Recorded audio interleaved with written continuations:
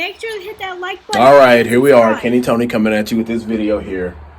As you see, there are no little ones behind me, right? So the project is greatly disassembled.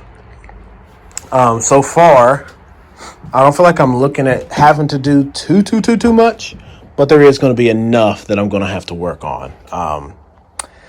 So with that being said, we have gas tank, air box, we have the heel guards, we have the plastics, we have the wiring harness, things like that already removed. Pretty much we would have to take off the oil cooler and get the motor out, take off the brakes, the rear brakes.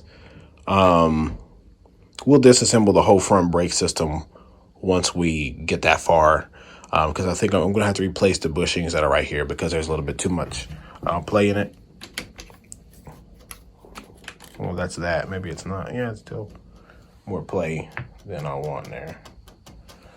Going to get new bars. So pretty much what I'm doing today without the kids is just something simple.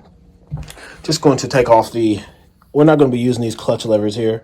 We're going to get some that are the same as the ones my son has on his 110, 125. So they're adjustable, as you can see, farther out, further in.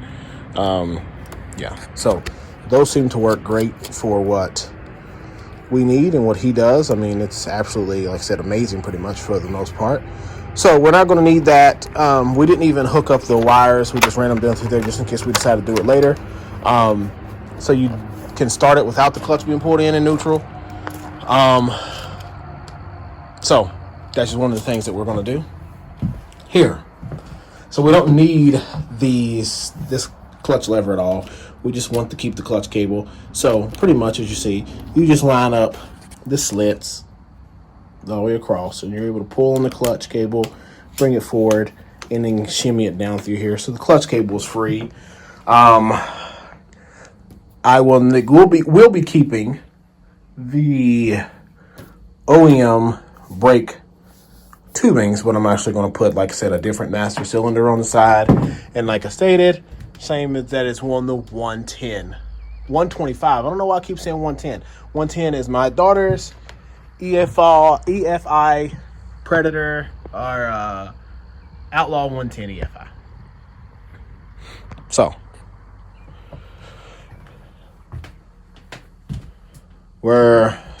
that cable's off. And then we're going to get this one off here shortly. And we're going to take these wires off.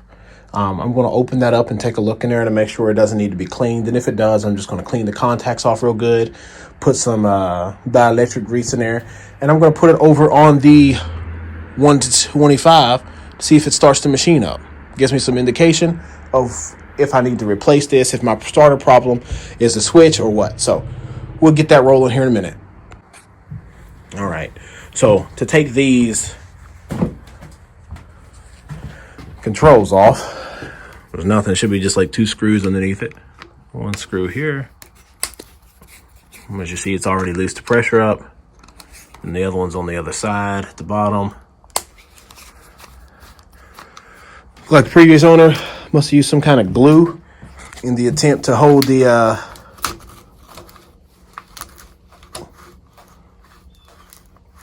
levers on. I've heard that you could use hairspray and things to hold them on, but it looks like they use them straight up like super glue or something.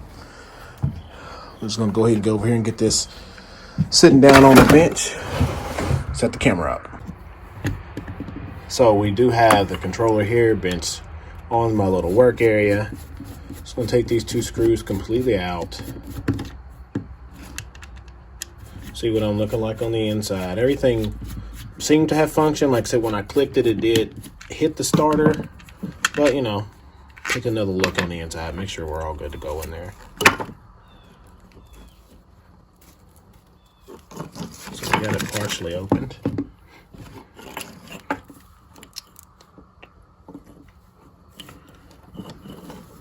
Let's move this over to the side, see if we can get this out of there.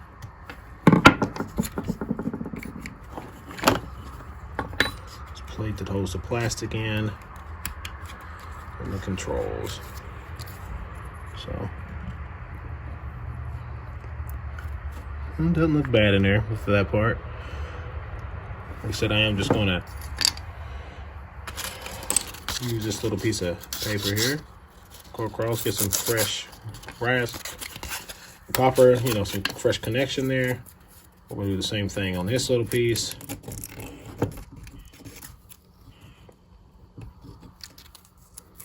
Also slides out there, so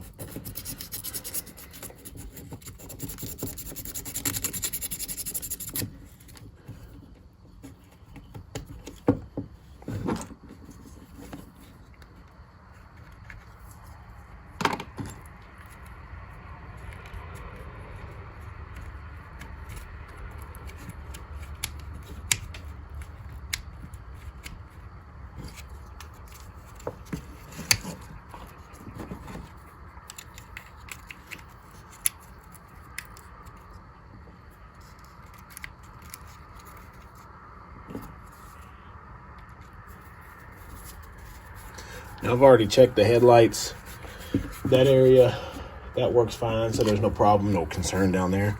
So I'm just going to put this back together, put the screws back in it, take it over to the other quad, swap it in, and see if it's going to start my machine over there.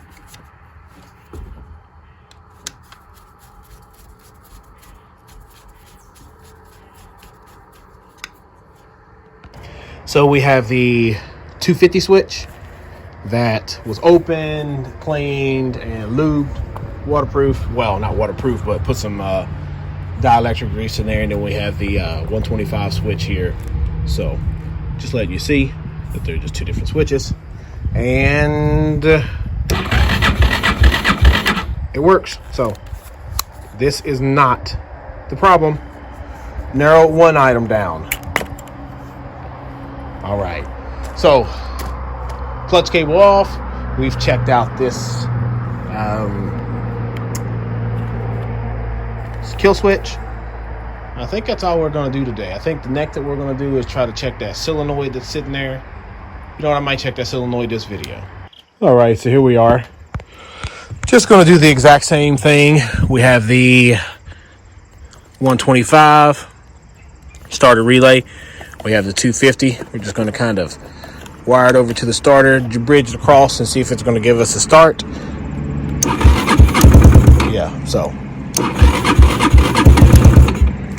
yeah, starter works. I mean, the relay works and the switch works, which narrows us down to, if it's not turning over, I'm thinking the only thing that's left is the starter. All right, so what we're going to actually do is, once we get this motor out, we're going to take the starter out here. I'm probably just going to go ahead and replace the starter anyways, because if you see the teeth on it, I mean, obviously I'm going to replace it, but the teeth on it are kind of shot. I just wanted to make sure this is where my issue is and it's nothing else. All right, so this concludes the video. Make sure to hit that like button and subscribe.